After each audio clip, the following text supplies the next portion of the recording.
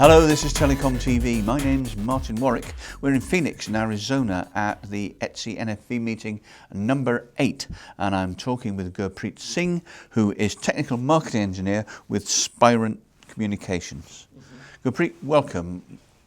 People in the industry will know that Spirent has a vast amount of testing and T&M experience and is delivering testing in NFV solutions as well. So what's different about measuring and testing NFV functions as opposed to anything else? Yeah, so it's interesting, right? Spirent has been traditionally the pioneer for testing all the network solutions or all the network technologies which are out there. Yeah. And traditionally we have provided hardware-based test solutions, right? Yep. And with the advent of NFV, there are some additional things which come into picture.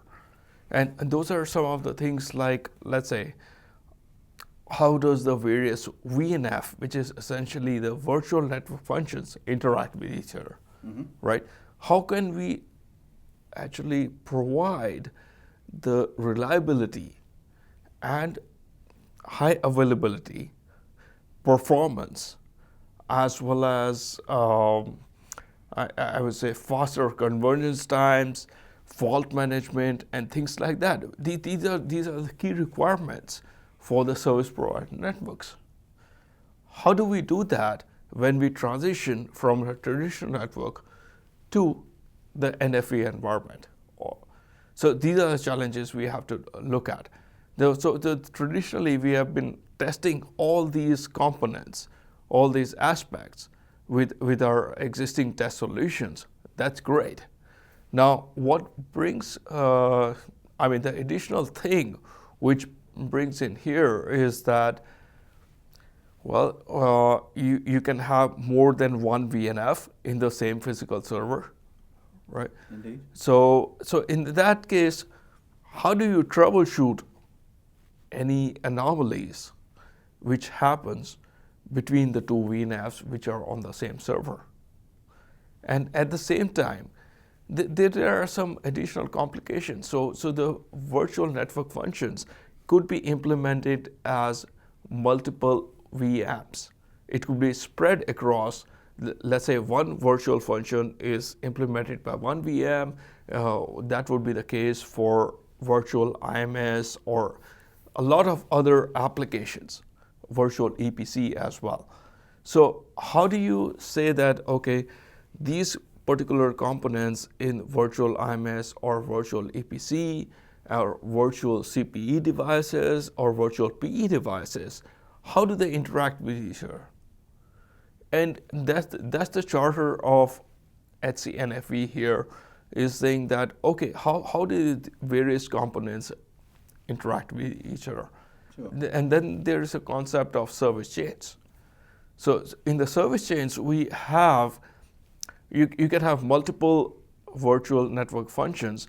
You could have virtual firewalls, you could have virtual CDNs, you could have virtual accelerators, and you could have virtual PE devices, virtual CPE devices. These are the top use cases which have been identified, right? How do they interact with each other? How we can troubleshoot which particular node or which particular VNF is actually the bottleneck for the end-to-end service, which is what the end customer cares about, right?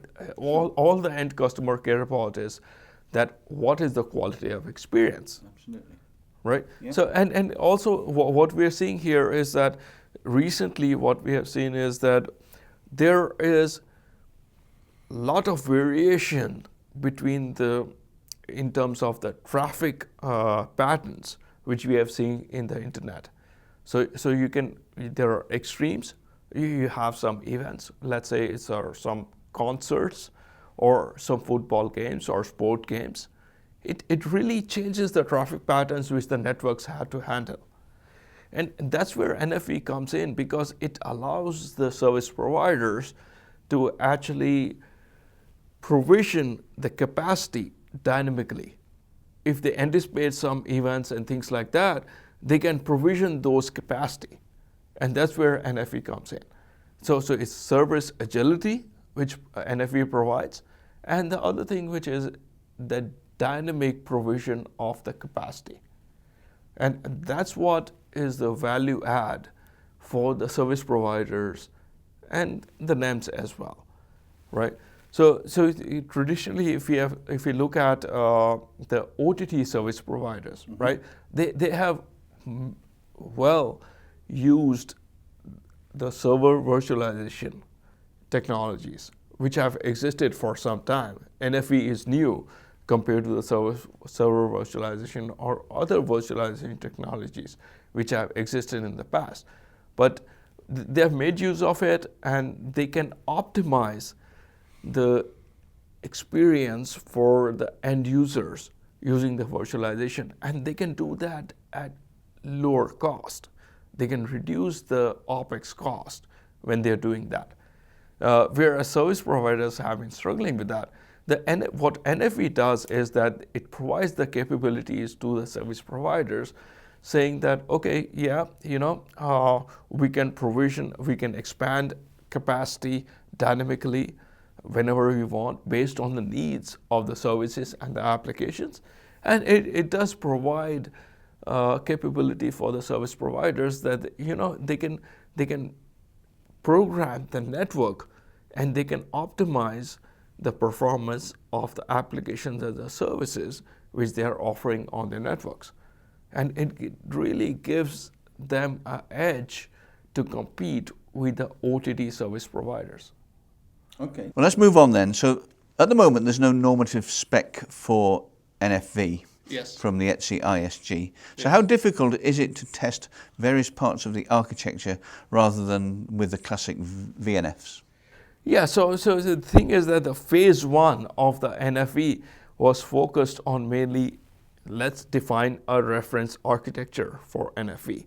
Let's define the best practices which should be followed for NFV, whether it's in terms of performance, reliability, high availability, or various other aspects of NFV, right? There are various working groups in the phase one.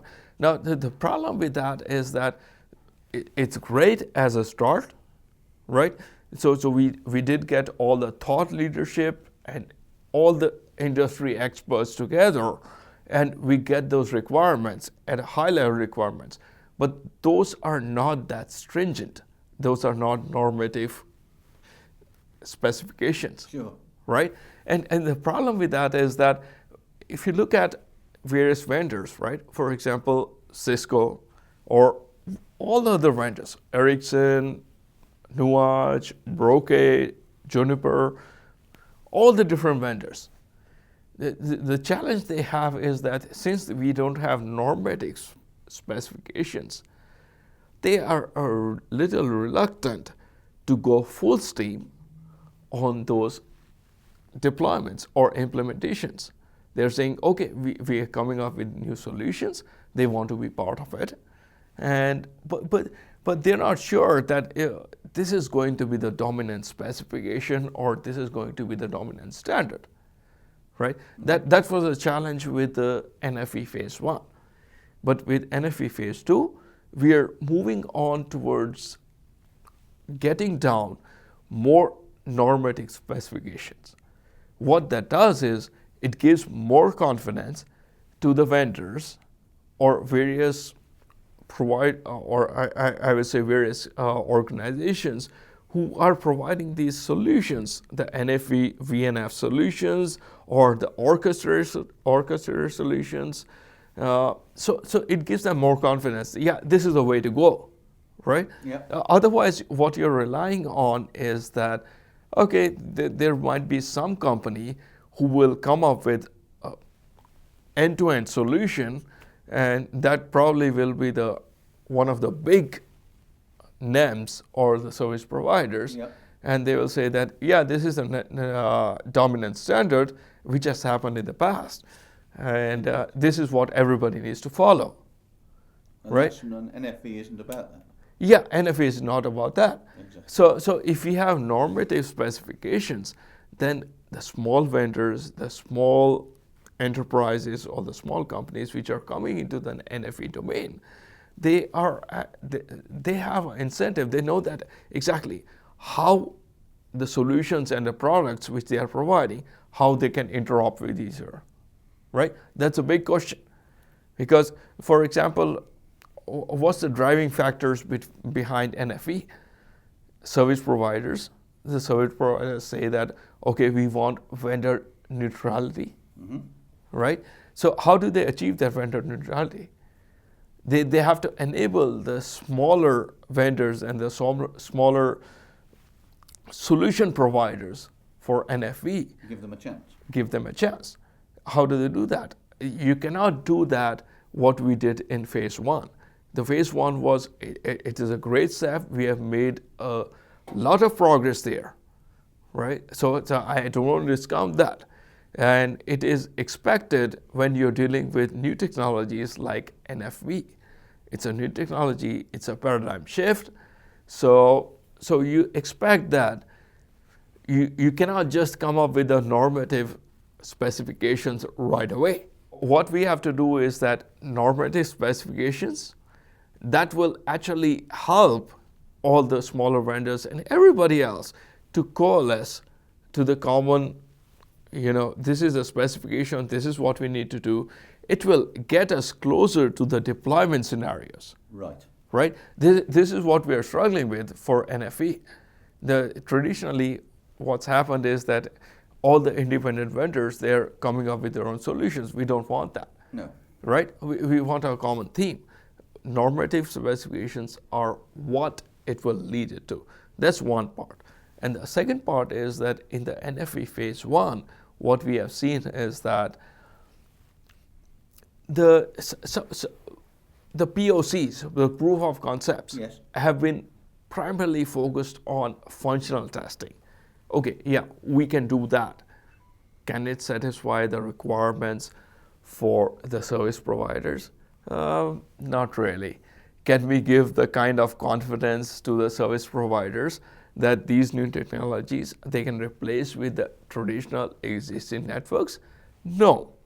Because what we need to do is that functional testing is one aspect, and you need to say that, okay, we want to do performance scalability testing.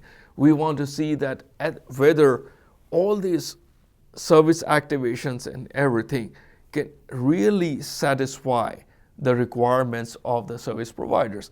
What are the requirements of the service providers? What is driving this whole thing, right? So we are saying that, okay, faster convergence times, right? High reliability and availability. So these are some of the things which you want to look at. And the current POCs really don't address those things.